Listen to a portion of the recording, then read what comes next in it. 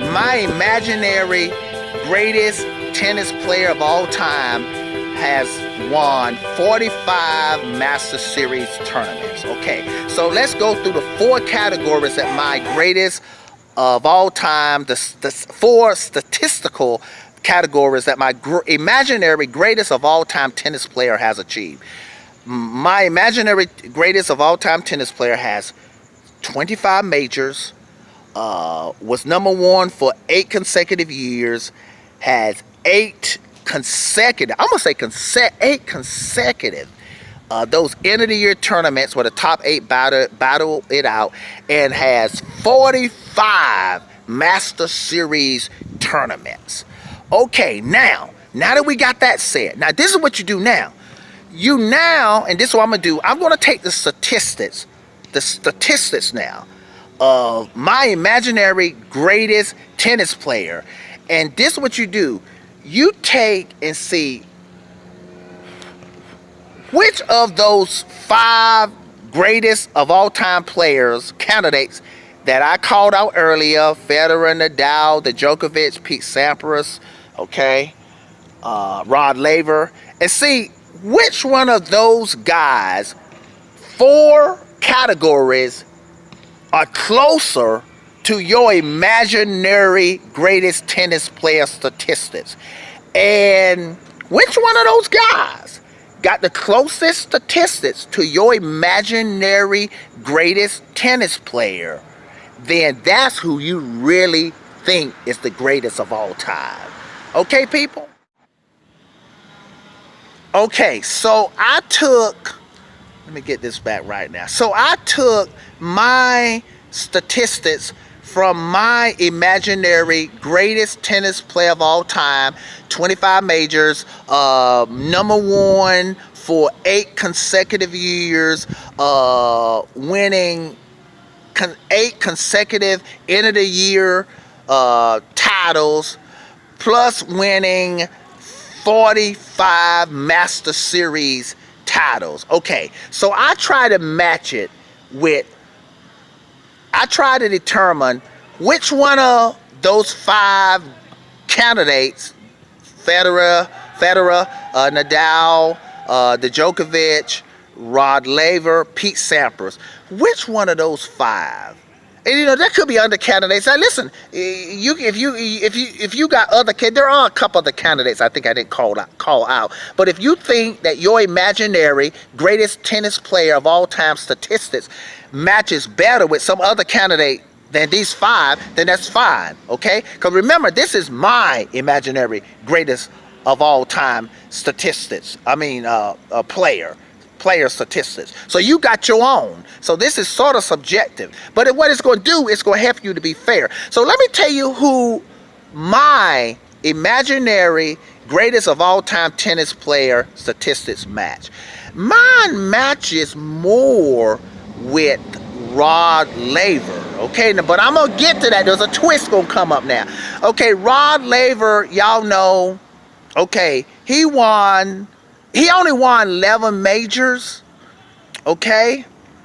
But Rod Laver was barred from playing the amateurs, which those are the majors back then.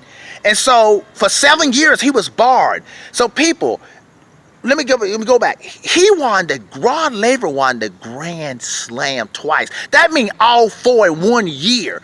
Nobody has done that since Rod Laver. He did it twice. So I'm assuming, and he was barred 7 years from his peak.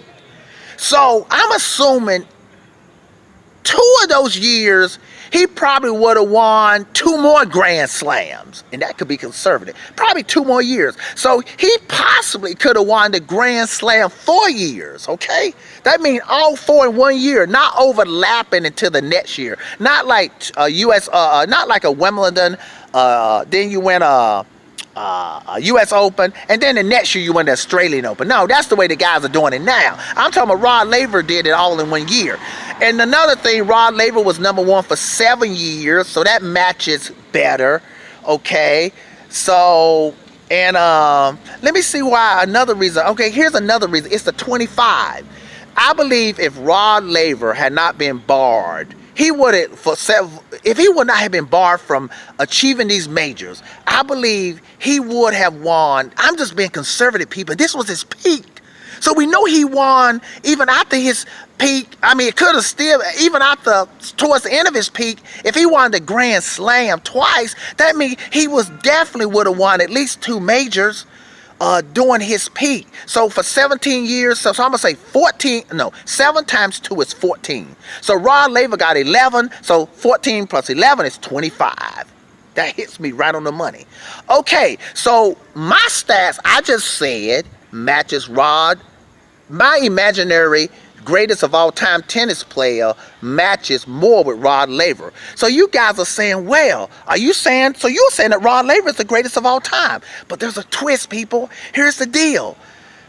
He was barred from doing it. So I can't give it to you. I'm definitely saying potentially he was the greatest of all time. But I can't give you the trophy, even if you would have done it. And I think you would have done it, but you didn't do it. And I don't care what the reason was.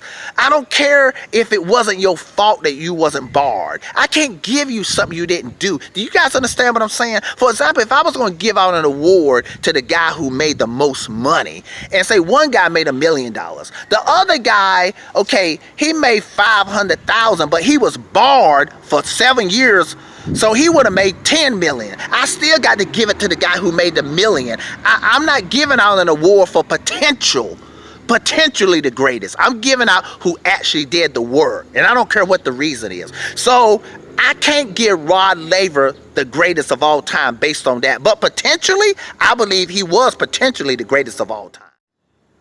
So then y'all are probably saying, well, if you're not giving the Rod Laver, who you giving it to? Okay, my imaginary player statistics, the closest guy, now that I've cleared the Rod Laver argument out of the way, the next guy who got the closest to my imaginary greatest tennis player of all time is Federer. So I got to give, Federer would have to be, right now, is my greatest tennis player of all time. He closely matches my imaginary greatest tennis player of all time statistics. 19 majors is closer, okay, to my 25. Now there are categories that some of the other guys have. Maybe like, for example, Sampras was #1 for 6 consecutive years. Federer was #1 for 5 consecutive years. But still, overall, Federer statistics, I'm talking about in all 4 categories, overall now.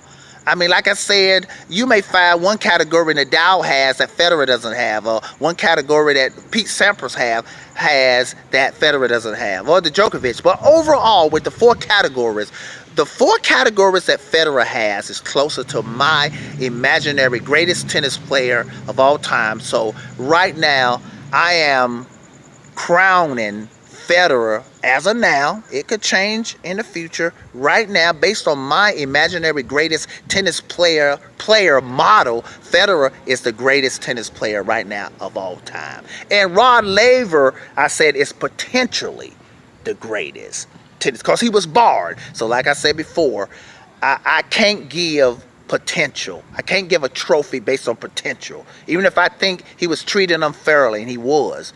Yeah, I wish he was not barred. But Federer, he actually has done it. He actually has the 19 and in counting. So that's it, people. People, hey man, do your formula.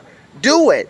Imagine if you were a tennis player, what kind of statistics would you like to have? Imagine, make your imaginary greatest tennis player model and then match it. See which one of those 5 guys it comes close to. All right, people, y'all got it? All right, and put that video, let it go viral. This is called the greatest tennis player formula. Nah, let's call it the greatest tennis player formula. What this does is it helps you determine who's the greatest of all time. Okay, people, see you later. This is the Magic Man, tennis preacher. Y'all know how we do it. Signing off. Have a nice day, people.